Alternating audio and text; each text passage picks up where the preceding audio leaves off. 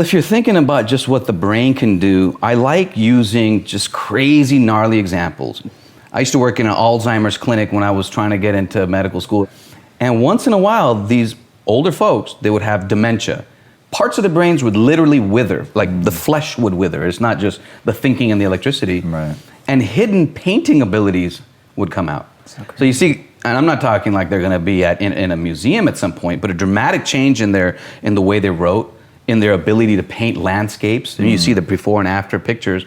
And those kind of things make me think there's a lot of untapped potential. So those examples, when I take care of brain injured, it's not all sad cases.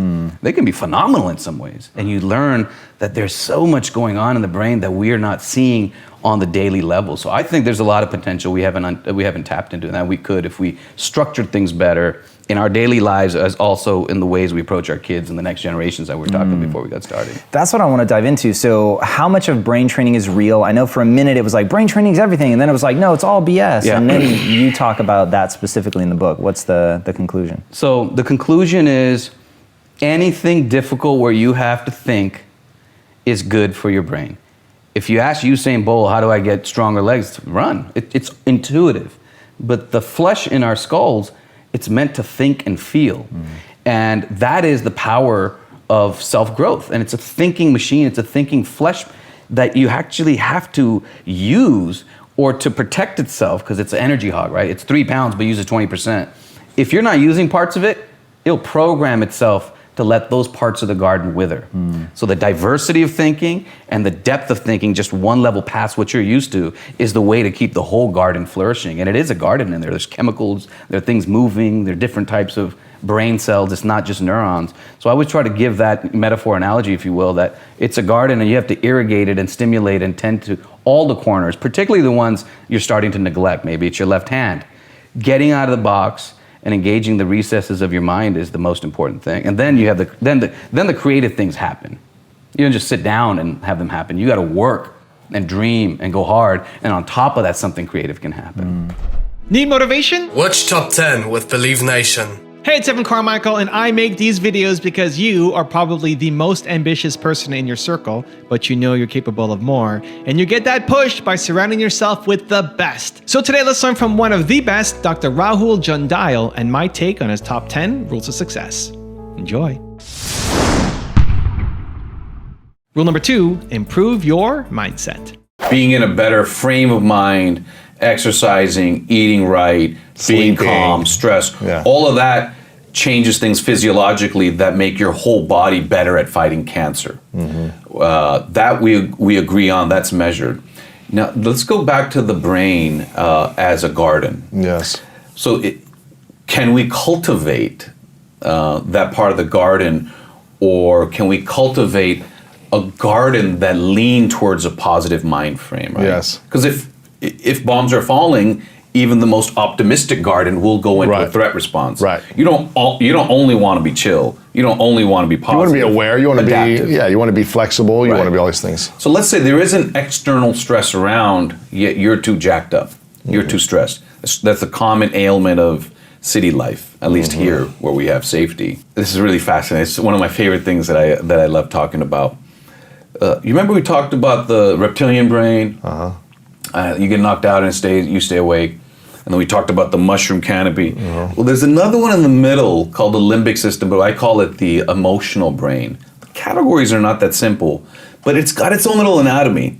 Like if there was a slice down the side of my head, you actually see the mushroom canopy, and you'd see some unique Star Wars looking structures in the middle, and then you'd see the reptilian brain. Like the stem. Yeah, the stem. The stem is the reptilian brain, and in the middle is the limbic system, and on top is the mushroom. Right, that's the cortical, we call it the cortical canopy. We use like ecological terms to describe it in journals. Yeah. So the cortical canopy and that emotional brain, the limbic system, they have branches towards each other, measurable.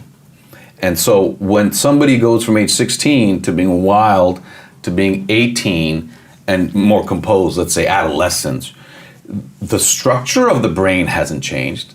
It weighs the same, it looks the same on MRIs. But the person's totally different, right? Why?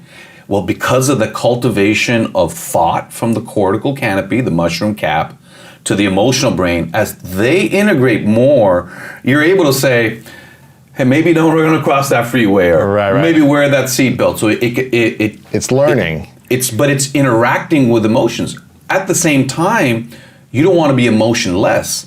So emotion is making a push back to thought. Like, no, love is an emotion. This pain I'm feeling because mom is sick is an emotion. I don't want to be Spock about it or tamp it down. So that cultivation of thought and emotion is what is the most lush way to live, because then you're adaptive to stress. Like, hey, this is actually something dangerous going on. Thought is coming in. Be aware, emotion is yeah. going on. But at the same time, you have this internal, what they call emotional regulation. Like, nothing's wrong, and you're just freaked out. And that's where those branches, thought, meditation, therapy, counseling, hugging your puppy, it creates a better balance between thought and emotion. And that tone, not on off. Thanks for asking this question. I love this. The tone is what life is about. You know, you become a new parent. Let that emotion run rampant. Cry. You're about to go see your boss, and you know it's not going to go well, and you're starting to do things that you know is emotion running rampant. Then use thought and breathing exercises. Turn the volume down. Just set the tone a little different on that, and then go and see your boss or your lover or some conflict situation you're in. That is what we're doing throughout life, and the example of it is adolescence, where it happens for most of us automatically, but then we stop like we're grown-ups. That tone is something you cultivate through the experiences of life. And then when you get older, or when the next trauma comes, you're better braced and positioned for how to cope with this. A little more thought, because I'm running hot on emotion, or like, man, I'm too cold about this right now. It is a raw situation. I need a safe place to let my emotions run wild. Right, a safe environment, yeah. That's the way I approach the intersection of thought and emotion. Rule number 3, stay adaptive. I think you have to stay adaptive, but we're talking about a certain thing here where I have an anticipated challenge. But what this last year has shown us is, what do we do when we've had no preparation, no anticipation? And I think that takes a different set of skills. So there's crisis management in something you're going in prepared for. And then there's crisis management for a crisis you've never anticipated. And I think those require two different skill sets. One, you can have some rituals that become a portal to your peak performance, or your, optimum technical ability, or optimum stress management for yourself, whether that's through breathing techniques or a ritual before you go to sleep. That's what I do in an operation. But what happens when there's a crisis you don't anticipate? That's harder. That's harder to be prepared for. But what you can draw on is sort of it's often a overused word, so I just want to add some nuance to it. But resilience, there's two types, and peak performance, resilience, emotional regulation, all these things tie in together. But I really liked taking apart the term resilience in this book. And so there's the physics and engineering definition, where you take, you get deformed and you return to original state. But the psychological definition, and going back to crisis management for things you haven't seen before, the psychological definition is fascinating to me. So there's two types of resilience: processive resilience and systemic. Let's start with systemic. Systemic resilience means you got it in you. It's what you bring to the fight. That's systemic resilience is what I bring to the operating room on Wednesdays. Systemic resilience is what we had in us before 2020 rocked the world. But that's not your final story, because there's also processive resilience, and that's what the fight brings out in you. So I think that's very powerful for me, because it leaves us thinking, no matter where you are in your life, whether you're getting rocked and whether you're struggling because of something difficult going on, or whether you're feeling triumphant, that tomorrow is always possible because of processive resilience, what the fight, what the struggle will bring out in you that you may not even recognize in yourself. And I bring that to crisis management. When I go to the OR, it's planned. I've seen it. I'm planned for the uncertainty. But relationships, raising children, life, That requires a resilience that you have yet to demonstrate based on the struggle in front of you. When I think of it that way, I feel very optimistic, regardless of the place I might find myself in today. Rule number 4, improve your sleep. In the book, you talk about some pretty powerful, the sort of blocking and tackling of improving your brain. What are some things, whether it's sleep or diet, that you think people are just woefully mishandling? So, well, we can take each one, you know. Sleep is a tricky one. I spent a decade without sleep. Going Monday morning at 4 or 5 a.m., come home Tuesday at 7 p.m. That's a shift. Wow. And what you realize during that time is, even if you can get a few hours of sleep, don't do it. Really? Yeah. Disrupted sleep as residents, and people can write in. If you can just get an hour or two, sometimes it's better to stay up the whole night. And it's a story well worn between residents. They pass that on to each other. And the reason is the sleep disruption can be quite difficult on the brain.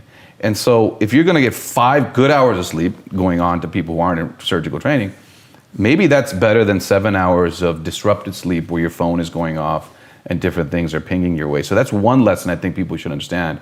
In my family, what we do is I actually start turning the lights down in the house. I don't make it dark, but I take off the floodlights and I start getting more ambient light. It's just like a trigger for your mind, in my opinion, and for my boys, to like, there's a transition coming here. You don't have to rev down in your thought, but the light change is the trigger, and it's not melatonin in the back of your brain that everybody's been talking about. It's actually called the suprachiasmatic nucleus. You can get to it through your nose, and there's a small cluster that is a circadian rhythm setter. All of us, plants and animals, have been on this revolving earth and are in tune to it. That it's the daily revolution of the Earth's rhythm that we're in tune with. It's not the pineal gland releasing one magic chemical that makes you fall asleep. When we cut out the pineal gland, when it has tumors or cysts, they sleep just the same afterwards. I've done the surgery myself. We don't worry that if we take out the pineal gland, they're not going to sleep the next day.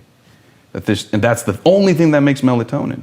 But we know when we go through the nose and we mess with this area by the hypothalamus, their temperature regulation is off. They're like 104 for no reason. Their sleep is off.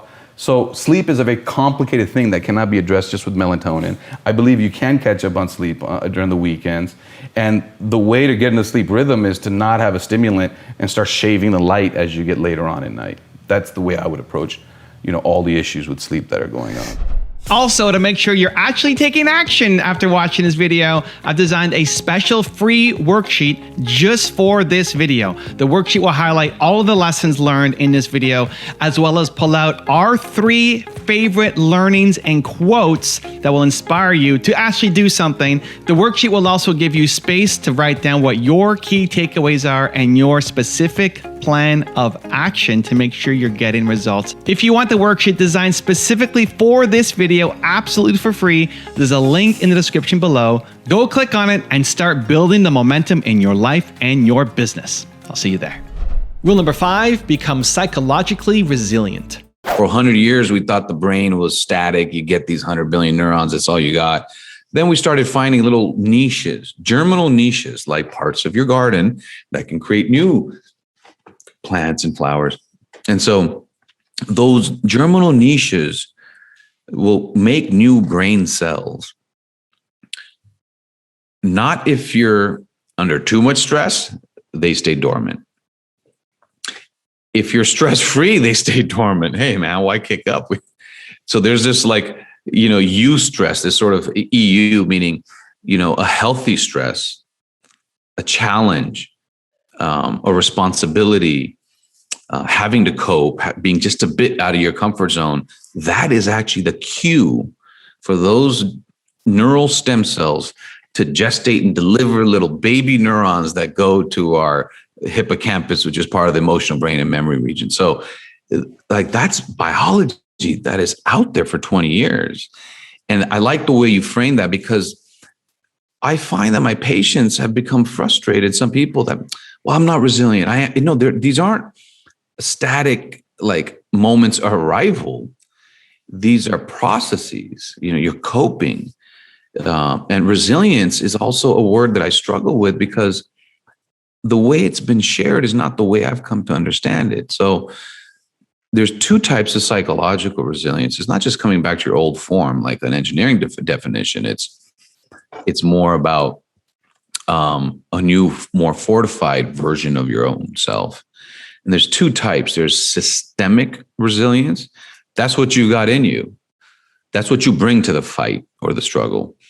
But then there's also processive resilience, what the fight brings out in you or what the struggle brings out of you, like this pandemic. So no matter where you are, if you're struggling, you could have your best moments ahead. This struggle could be leading to your growth.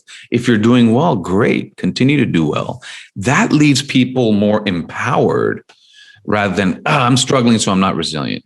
My cancer came back, so I didn't beat cancer. These kind of the language we're using to describe the mind and behavior and neuroscience, I think, is constraining the dialogue and making some people feel guilty that they failed when they're just flowing through life and all its ups and downs. Rule number 6, understand how the brain works.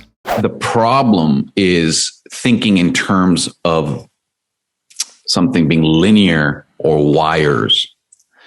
And what I have learned from patients and what is true neurobiology, I mean, you take a piece of brain, you put it under a microscope, the neurons branch towards each other. We call it arborization. The ones you don't engage, the brain trims them. We call it pruning. So seasons and gardens and ecosystems is the right way to think of your brain.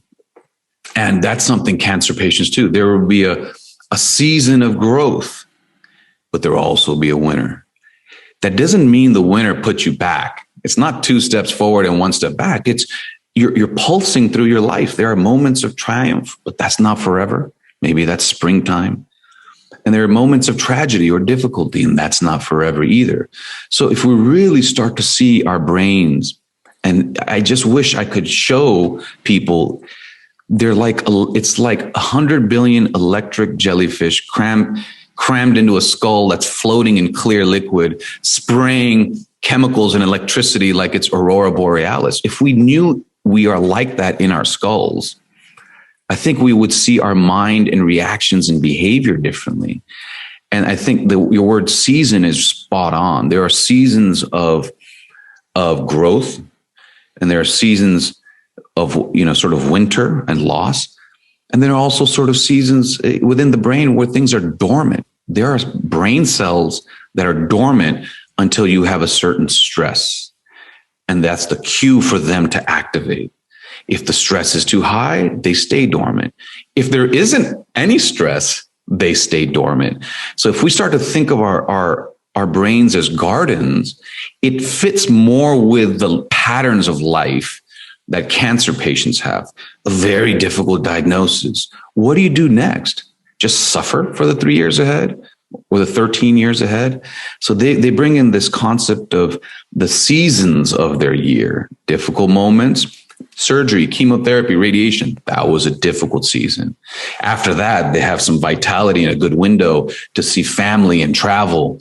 That's springtime in their life. I think if we do it that way, our stumbles and our difficulties don't feel like setbacks. They just feel like something that we push through, we brace through, we manage through that crisis for this next springtime in our life that will arrive. That approach in their minds serves them well. Rule number 7, live the life you want. Nobody wishes cancer upon somebody else or on So it's not like, it's not like this thing, like, it's not an opportunity. And I don't want to ever present it that way. But those that have coped well, they invariably say, I wish I would have lived my life the way I am now after a cancer diagnosis. Oh, man. Like, I wish I would have lived my life having seen the finish line relatively, because it changes how they live. And they're not sad. As a generalization, like I said, some have suffered. Many have suffered. But they wish that they would have made quality of life a priority throughout life, not after the cancer diagnosis. So something about seeing the finish line on the horizon makes people go, I don't like that guy. I'm not going to see him much. Right. This is something I enjoy. I want to, they get after it. They get to the business of living in the way they want to deep down inside, but often have been encumbered by the weirdness of interpersonal relationships Society and career and society. Pressure and everything else. Rule number 8, be grateful. From all of this that you've been through, you've literally, once again, for me, it's fascinating being in those. You've seen people not make it. You've seen people make insane recoveries. You've seen lives changed, I would guess, pretty often. What's the biggest thing that you've taken away from it? Like, how has it affected the way you live your life outside of the hospital? That's a good question. I think the obvious answer people expect is, well, you're a cancer surgeon. Yeah. You must, understand how precious life is and how randomly disease can strike. I have taken away that lesson also. Yeah.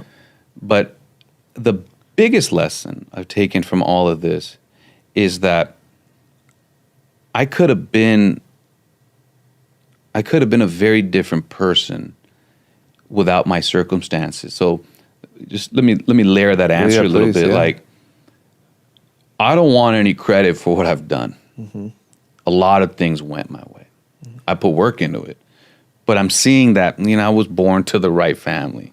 Yeah. Like, I love this country. Yeah. This gave me so much opportunity to where I can actually go to El Salvador. I can go to Ukraine and do surgery. So, as much as I'm talking about, there's this guilt that comes for patients who are, some of the cancer survivors, they feel like, well, I didn't do well with my cancer. I'm not a cancer survivor. Like, there can be a weird feeling of others have survived and I haven't. Yeah.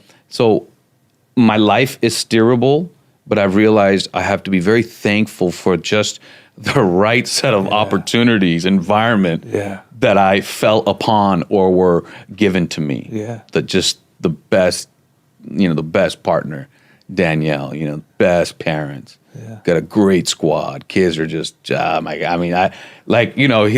older son is just like the most, smart is not the right word because it's not just about smart. It's like you see him and it's just like, it's just like this energy, this charisma, right? Yeah. So unforced. And my wife and I were like, we didn't do that. People were like, oh my God, you guys are such a good parents. We're like, no, right? we don't take any credit for that. Yeah. And so I've learned that there's that balance. Like, I'm steerable, but yet very thankful for my fortunate set of circumstances. Because a lot of people get these cancers and it just happens to them. Yeah.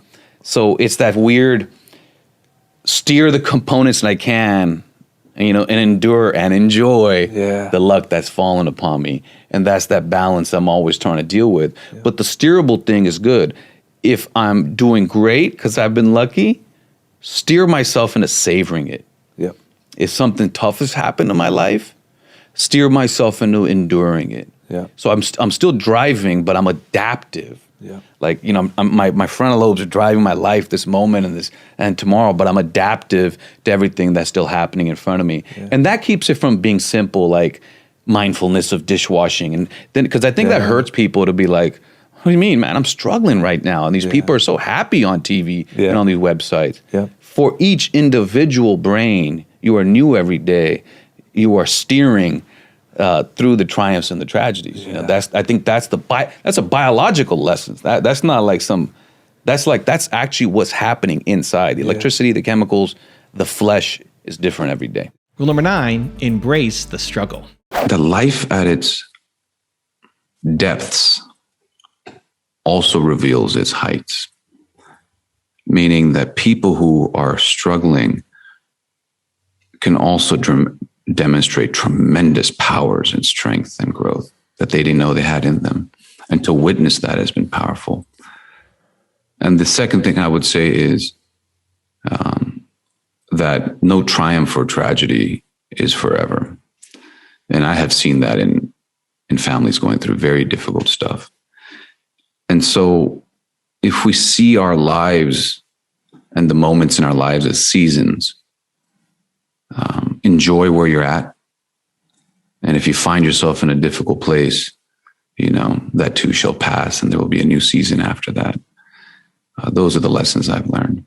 And rule number 10, the last one before some very special bonus clips, is do not waste time. I mean, I've met over 10,000 people and opened over 3,000 skulls, and the journey that comes from before and after. And that's what happened the last 4 or 5 years is I started to step back and say, wow, this is a masterclass in humanity. And I would say they do have a lot of regrets about time wasted. And part of our, part of the things we measure for cancer drugs and cancer treatments is quality of life. We don't really ask that if you're going to get a knee replacement, but if there's a cancer treatment, we ask that. I'd say most of them will simply say, I don't know why this phrase quality of life was only introduced to me after a cancer diagnosis. They wish that they would have made quality of life a priority before the finish line was brought within a few years in front of them. Now, they do it all in different ways. Some of them they say, why am I worrying? Some of them, the material things, the encumbrances, the frustrations, a lot of times they go away. Certain people they cut out of their lives that they always wanted to. I mean, there's an immediacy to focusing on what brings them joy and happiness while still taking care of tremendous responsibility, dealing with cancer centers and all of that. So when I see them do that, I think, maybe that's the lesson for me. That's the gift they've given me, that at 48 to not take, not to take the time ahead of me for granted. I know that's not a specific example, but I would say the lesson here is that phrase, quality of life is not something we need to think about after we get sick, but really before we get sick. I think brain training just means learning as a habit, one step past where you're comfortable. If you're reading it, you know it, your brain's it's an idle. If it's too hard, it's not even engaged. I'm not even going to win this race. I'm not going to kick in a second gear. So just like video games, just good enough to get to the next level, right? They don't hit you with the 5th level, the tilt level up front. It's level 1 to level 2, level 2 to level 3. That's what learning is. So despite your knowledge and intellect, it's just that level right beyond you that is brain training. So you don't have to buy an app. You just have to challenge yourself and think. Right.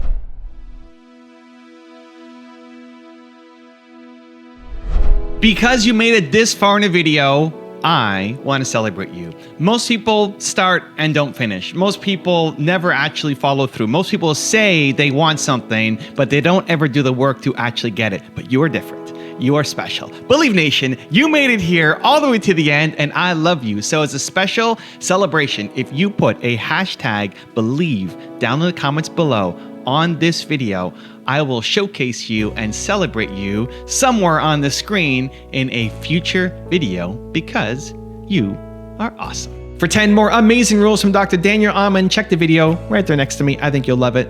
Continue to believe, and I'll see you there. And so I created brain envy. I wanted her brain. So here I am. I'm a double board certified psychiatrist. So for people who don't know what that means, so I'm a general psychiatrist.